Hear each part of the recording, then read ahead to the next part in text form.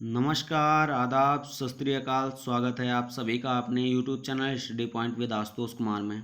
दोस्तों, अगर आप लोग इस चैनल पर नए हैं तो प्लीज़ चैनल को सब्सक्राइब करिए, साथ ही साथ बेल आइकन को भी प्रेस कर लीजिए, जिससे आगे आने वाले वीडियो आपको आसानी से मिलते रहें।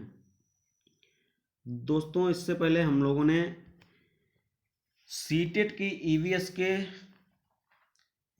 2 वीडियोस जिसमें इम्पॉर्टेंट पॉइंट्स के बारे में बात की गई है, उसके आगे हम लोग आज देखेंगे, जो कि परीक्षा की दृष्टि से बहुत ही इम्पॉर्टेंट हैं। तो आइए देखते हैं। सबसे पहले हम लोग देखते हैं कि असम के मोलन गांव में बारिश बहुत अधिक होती है। असम में जो एक है मोलन गांव है, यहाँ बारिश जो है बहुत अधिक होती है। इसीलिए यहाँ के जो घर हैं बांस के खम्भों पर बनाए जाते हैं। काहे पर बनाए जाते हैं? बांस के खम्भों पर बनाए जाते हैं। और ये जो घर होते हैं अंदर से भी लकड़ी के ही बने होते हैं। काहे के बने होते हैं? अंदर से भी लकड़ी के बने होते हैं। असम में एक मोलन गांव है जहाँ बारिश बहुत ज़्यादा होती है। यहाँ जो है यहाँ के घर बांस के खम्भों पर बनाए जाते हैं, और जो है अंदर से भी ये जो घर हैं वो लकड़ी के ही बने होते हैं। और यहाँ के जो पुल हैं वो भी बांस के ही बनाए जाते हैं। यहाँ के पुल बांस के ही बनाए जाते हैं। इसके आगे हम लोग देखेंगे मनाली। तो मनाली का जो एरिया है वो पहाड़ी इलाका है। यहाँ जो है मनाली का इलाका जो है पहाड़ी इलाका है। यहाँ बारिश बहुत ज़्यादा होती है तथा बर्फ़ भी बहुत ज़्यादा पड़ती है। यहाँ बर्फ़ बहुत ज़्यादा पड़ती है तथा बारिश भी बहुत ज़्यादा होती है। यहाँ के जो मकान होते हैं, मतलब जो मनाली के मकान होते हैं, वो पत्थर तथा लकड़ी के बने होते हैं। काहे के बने होते हैं? पत्थर तथा लकड़ी के बने होते हैं। इसके आगे हम लोग देखते हैं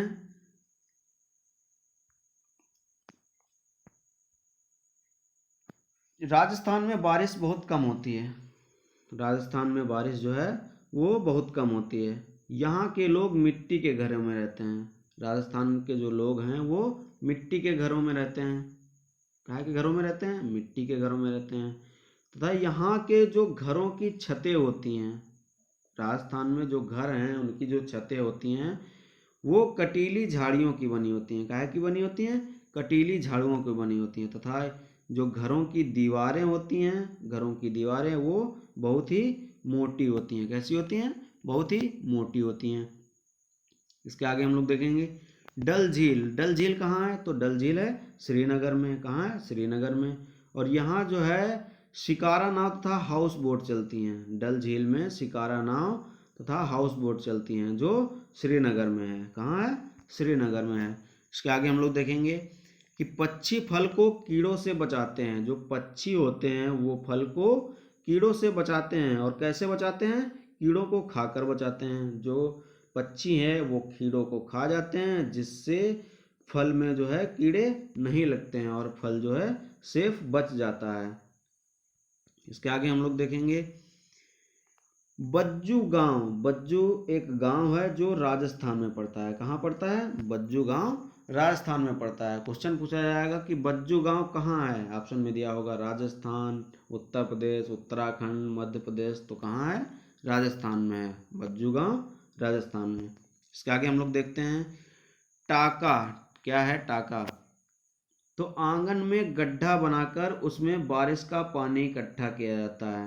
आंगन में गड्ढा बना लिया जाता है, उसमें जब बारिश होती है तो उसमें पानी इकट्ठा हो जाता है। बारिश का पानी इकट्ठा हो जाता है, जिससे जब जल की कमी होती है तो जो है पानी से जल की आपूर्ति की जाती है। तो इस जो ये गड्ढा बनाया जाता है उसे क्या कहते हैं? टाका कहते हैं। क्या कहते हैं? टाका कहते हैं। इसके आगे हम लोग बात करेंगे भावनगर। भावनगर जल की कमी। अगर जल की कमी क्वेश्चन पूछा जाता है कि जल की कमी कहाँ होती है, तो भावनगर। ऑप्शन में दिया होगा भावनगर, और आप लोग भावनगर को ही टिक करके आएंगे। इसके आगे हम लोग देखेंगे कि लद्दाख में स्कूल पहुंचने के लिए नदी पार करते समय ट्राली का प्रयोग किया जाता है। कहाँ? लद्दाख में जब बच्चे स्कूल जाते हैं तो नदी पार करनी पड़ती है, और नदी पार करते समय वो ट्राली का प्रयोग करते हैं। और ये जो ट्राली है वो लोहे या लकड़ी की बनी होती है। काहे की बनी होती है? लोहे या लकड़ी की। जो ये ट्राली जो है वो एक तार की सहायता से जो है नदी के एक ओर से दूसरी ओर ले जाई जाती है।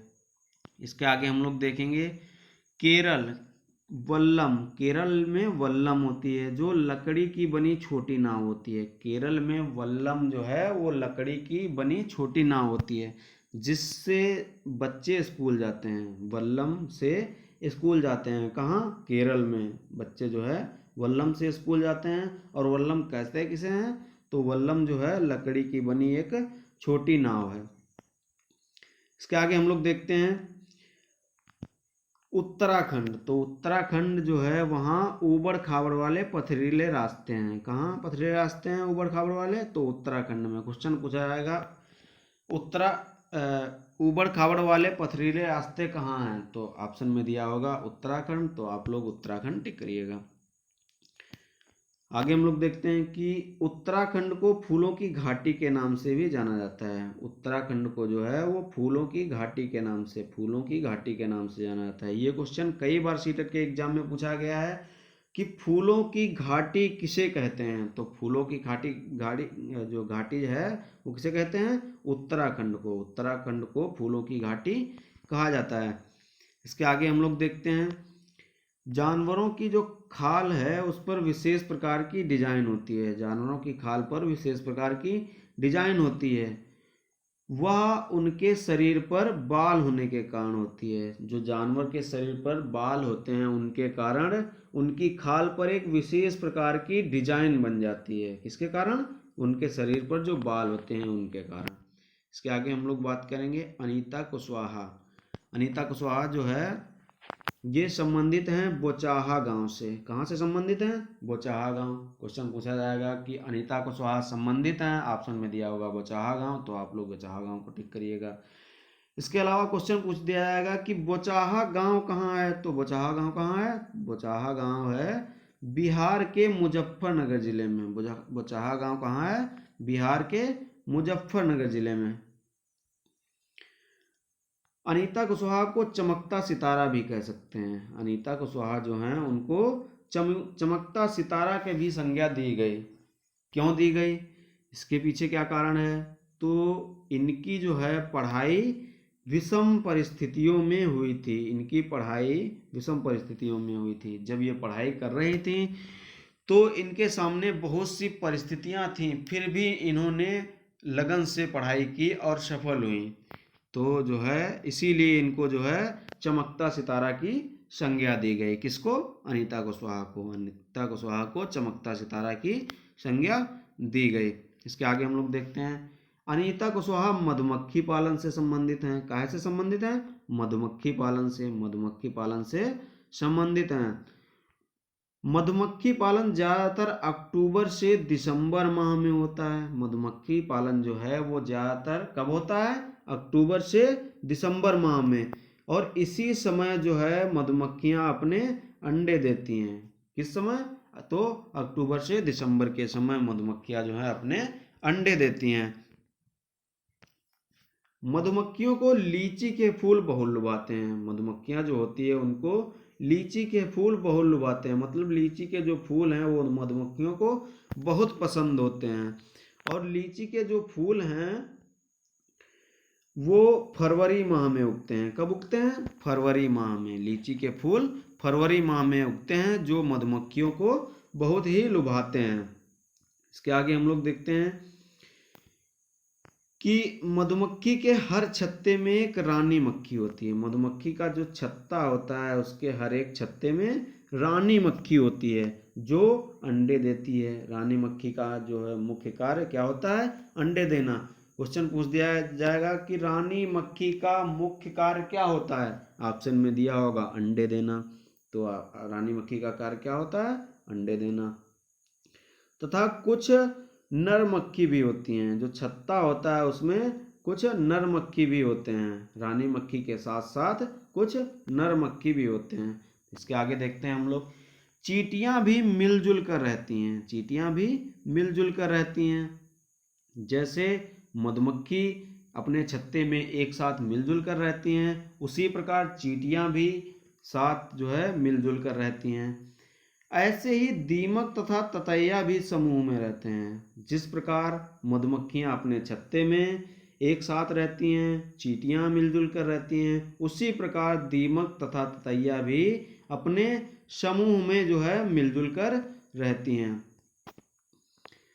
चींटियों में भी रानी चींटी होती है। चींटियों में भी रानी चींटी होती है जो अंडे देती है। चींटियों में भी रानी चींटी होती है जो अंडे देती है। और इसमें सिपाही चींटी होते हैं। सिपाही चींटी जो बिल का ध्यान रखते हैं। जो सिपाही चींटियां होती हैं वो बिल का ध्यान रखती हैं। चींटियों में भी रानी चींटी होती है जो अंडे देती है, और सिपाही चींटियां होती हैं जो बिल का ध्यान रखती हैं। तथा काम करने वाली चींटियां जो होती हैं वो भोजन को ढूंढकर बिल तक लाती हैं। जो काम करने वाली चींटियां होती हैं वो भोजन को ढूंढकर बिल तक लाती हैं। दोस्तों, उम्मीद है ये वीडियो आप लोगों को पसंद आया होगा। अगर वीडियो पसंद आया है तो वीडियो को लाइक करिए, चैनल को सब्सक्राइब करिए तथा साथ ही साथ अपने दोस्तों के साथ इसे शेयर भी करिए, ताकि इस वीडियो के माध्यम से सभी को हेल्प मिल सके। अब मिलते हैं अगले वीडियो में, तब तक के लिए नमस्कार।